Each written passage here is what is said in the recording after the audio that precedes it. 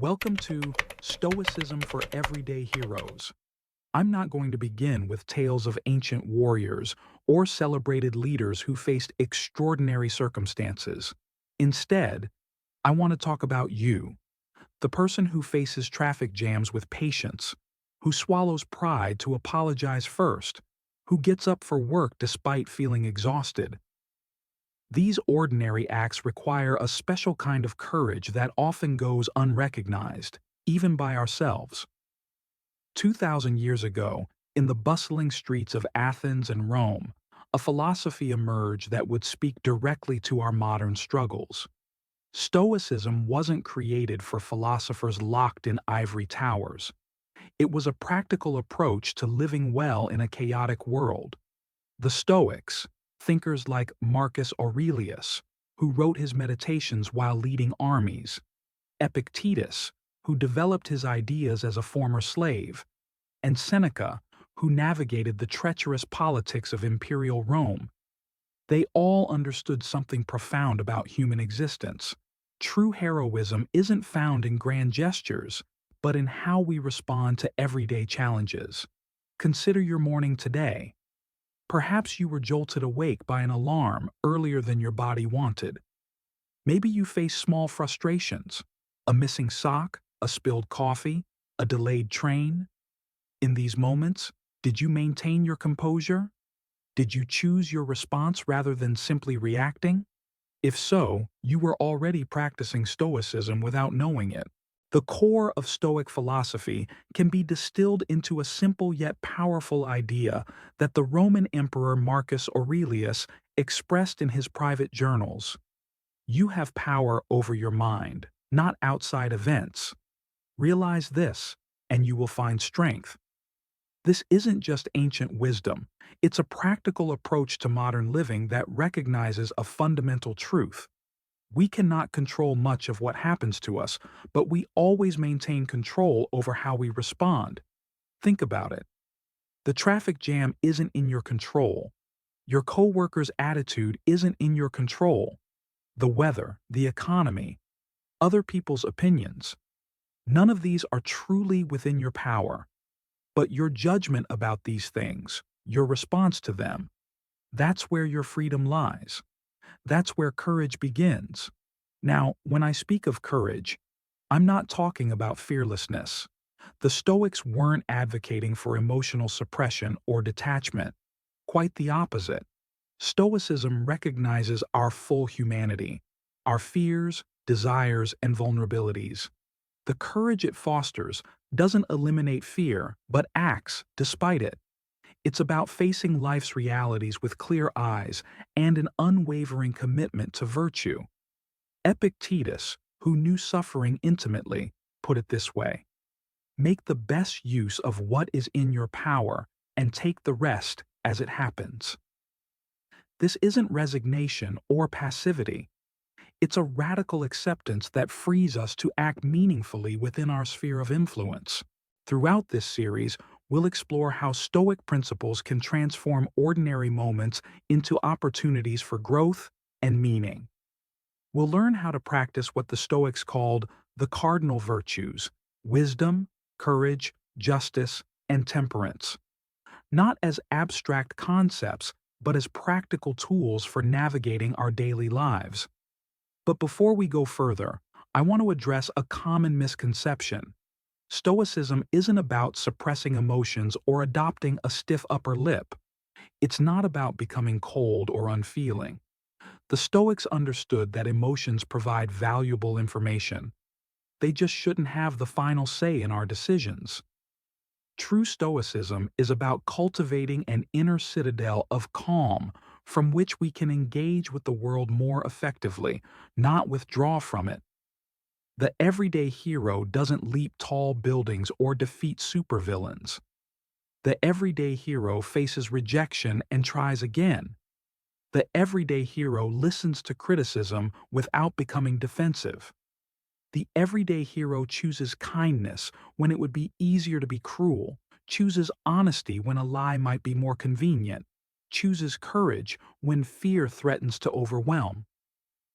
In the coming blocks, we'll explore practical techniques drawn from Stoic philosophy, from the premeditation of evils that prepares us for challenges, to the evening reflection that helps us learn from our experiences. We'll discover how Stoicism can help us navigate relationships, work, social media, politics, and even our relationship with the natural world. The path of the everyday Stoic isn't always easy. It demands self-awareness, honesty, and a willingness to take responsibility for our choices. But it offers something precious in return: freedom from unnecessary suffering and the chance to live with genuine purpose, regardless of external circumstances. As we close this introduction, I invite you to consider: what small act of courage might you perform today? What situation in your life requires a Stoic response? Remember, the journey of 1,000 miles begins with a single step, and the journey to Stoic wisdom begins with a single choice to respond rather than react. Join me in the next block as we explore the first tool in our Stoic toolkit: the art of distinguishing between what we can and cannot control. In our previous discussion, we explored how Stoicism offers a path to everyday heroism through our responses to ordinary challenges.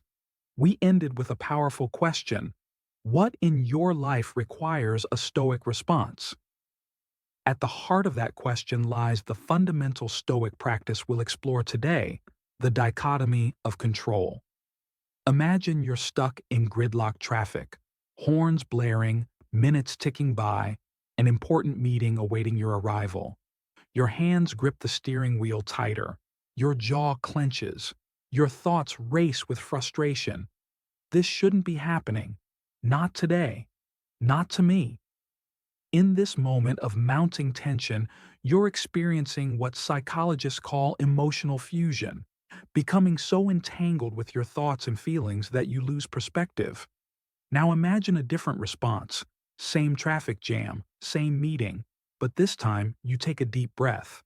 You think to yourself, the traffic is not within my control, my reaction to it is. You loosen your grip on the wheel. Perhaps you use this unexpected pause to listen to something enriching, or simply practice being present.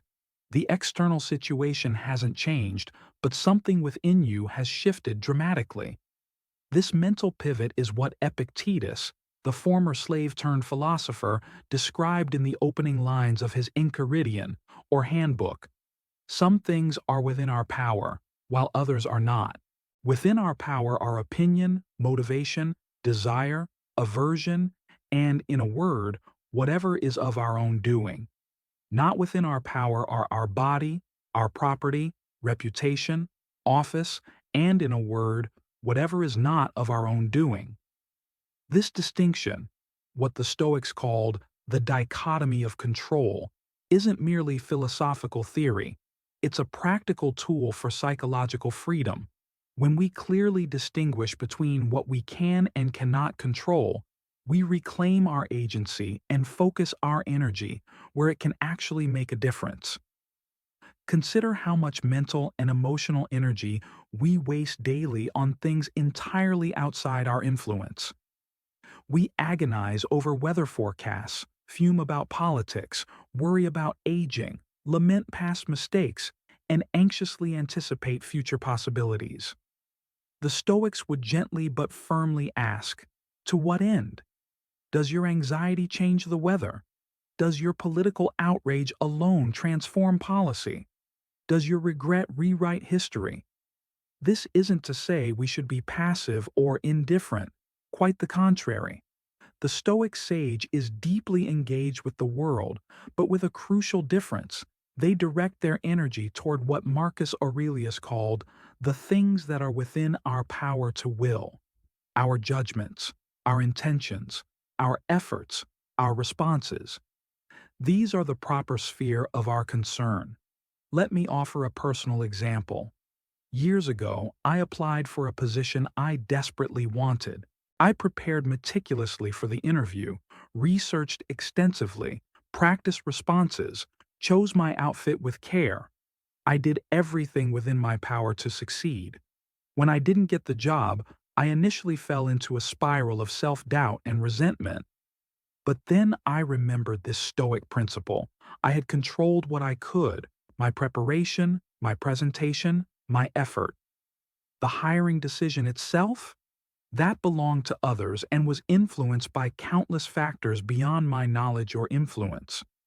This realization was liberating, not because it eliminated disappointment, but because it helped me locate that disappointment appropriately. I could acknowledge the feeling without being consumed by it, and I could evaluate my performance based on my actions, not the outcome. Now, I want to address a common misunderstanding. The dichotomy of control doesn't mean we should be passive about external events or indifferent to outcomes. Stoicism isn't fatalism. The Stoics were remarkably active in their societies. They were teachers, advisors, politicians, and emperors. They worked to influence external events while maintaining inner equilibrium. Epictetus offers a useful analogy. Make the best use of what is in your power, and take the rest as it happens. Some things are up to us, and some things are not up to us. He compares our situation to a traveler on a ship. We can't control the weather or the captain's decisions, but we can choose how we navigate within those constraints, where we place our belongings, how we interact with fellow passengers, how we spend our time on board. This principle transforms how we approach virtually every domain of life.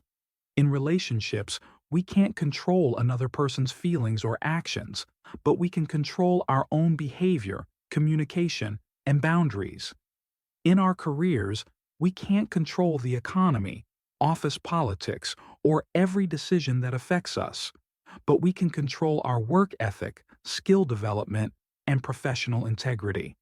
In health, we can't control our genetic predispositions or certain environmental factors, but we can control our nutrition, exercise, sleep habits, and stress management.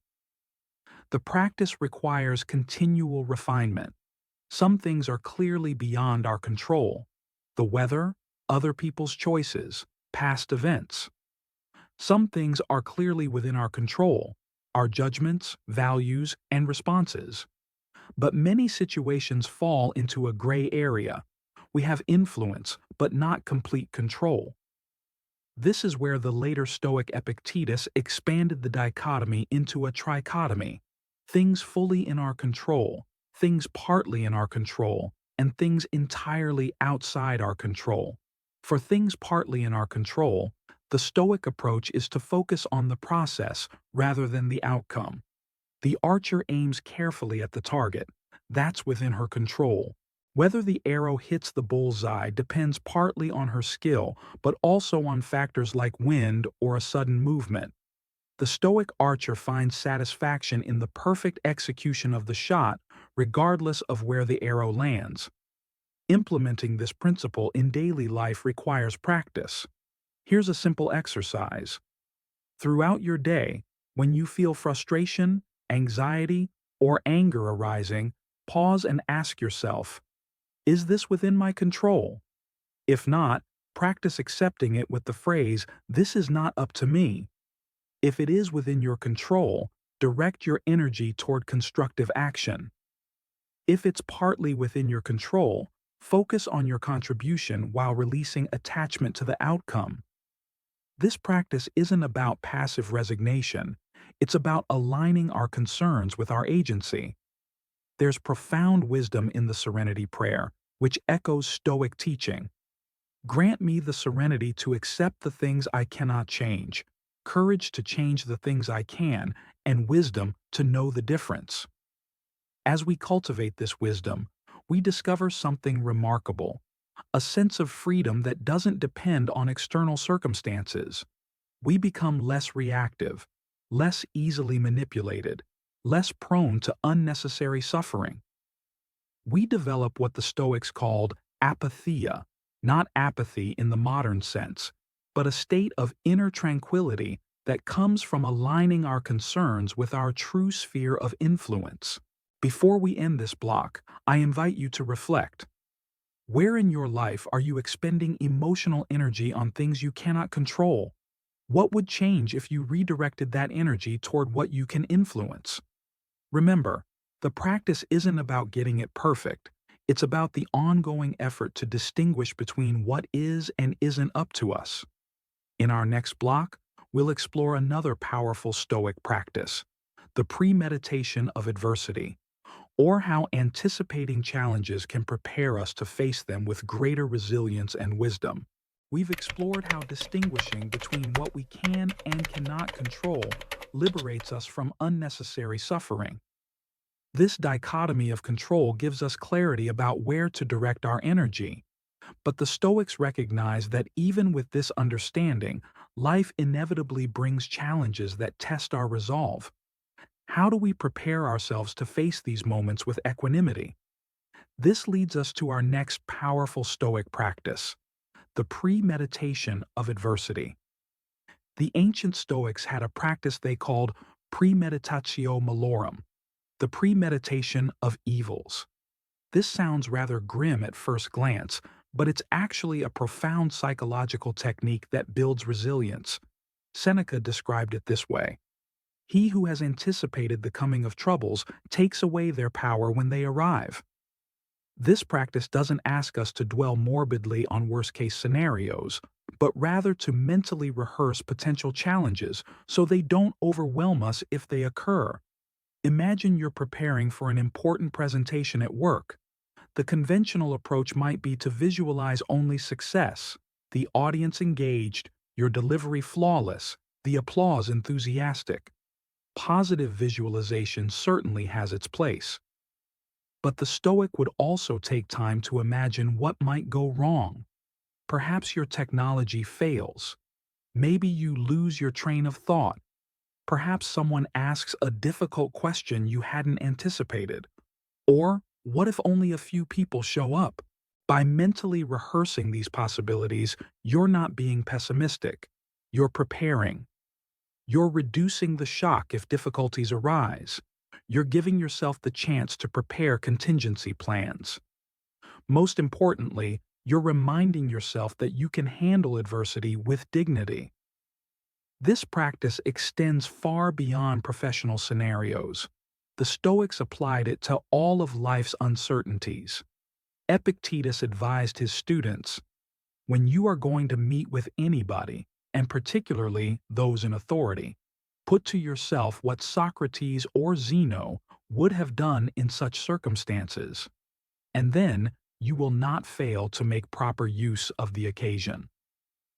Marcus Aurelius, writing to himself in his meditations, practiced this regularly. Begin each day by telling yourself, "Today I shall be meeting with interference, ingratitude, insolence, disloyalty, ill will, and selfishness." This wasn't because Marcus was cynical about human nature, but because he wanted to be prepared to respond virtuously when faced with these challenges. Modern psychology confirms the wisdom of this ancient practice. What psychologists call defensive pessimism, constructively imagining what might go wrong, has been shown to reduce anxiety and improve performance for many people.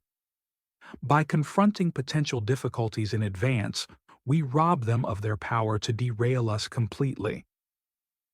Let me share a personal example. Several years ago, I was planning a long-awaited vacation. I had saved for months, researched extensively, and created what I thought was the perfect itinerary. As the departure date approached, I found myself obsessively checking weather forecasts and worrying about everything that could possibly go wrong. Then I remembered this Stoic practice. Instead of trying to suppress these worries, I deliberately sat down and asked myself, what's the worst that could happen? Perhaps it would rain the entire time.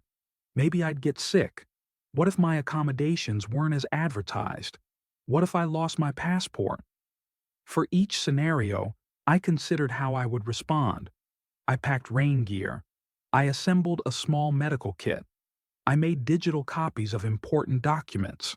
Most importantly, I reminded myself that even if everything went wrong, I could still choose my response. I could still find moments of joy and learning. When some of these difficulties actually did materialize during the trip, including 3 days of unexpected downpours, I found myself remarkably unperturbed. Ah, I thought with a slight smile. Here's that rain I rehearsed for. The mental preparation had transformed potential disappointment into an anticipated challenge. The practice of negative visualization has another profound benefit beyond preparing us for actual adversity. It helps us appreciate what we already have. Seneca advised his friend Lucilius to set aside a certain number of days during which you shall be content with the scantiest and cheapest fare, with coarse and rough dress, saying to yourself the while, "Is this the condition that I feared?" This temporary, voluntary discomfort reminds us of our resilience. But more importantly, it awakens gratitude for ordinary comforts we take for granted. The Stoics called this practice poverty simulation, but we might apply it more broadly as hardship simulation.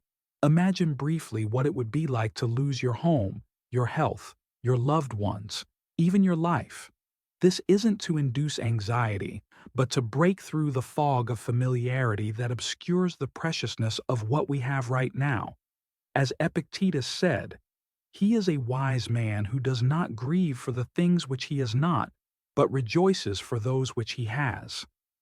Modern research in positive psychology confirms that contemplating the absence of the good things in our lives, a practice called mental subtraction, significantly increases happiness and satisfaction. When we imagine our life without someone or something valuable to us, we experience a renewed appreciation for their presence. Consider trying this with a relationship you value. Imagine that you never met this person. Visualize what your life would be like without their influence, their companionship, their love. Allow yourself to feel the absence. Then return to reality with refreshed gratitude for their presence in your life. The Stoics took this practice even further, regularly contemplating their own mortality. Memento mori, remember that you will die, wasn't a morbid obsession, but a clarifying reminder of life's brevity and preciousness. Marcus Aurelius wrote, "You could leave life right now. Let that determine what you do and say and think." This contemplation of death serves as the ultimate negative visualization. By acknowledging life's finite nature, we're prompted to live more intentionally, to focus on what truly matters, and to appreciate each day as the gift it is. Now, I want to address a common misunderstanding. Negative visualization isn't about inducing anxiety or becoming paranoid.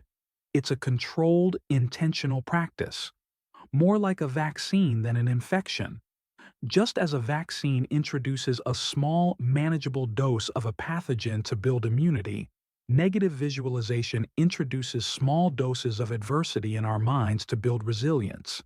The key is to practice from a place of relative calm, not when you're already overwhelmed.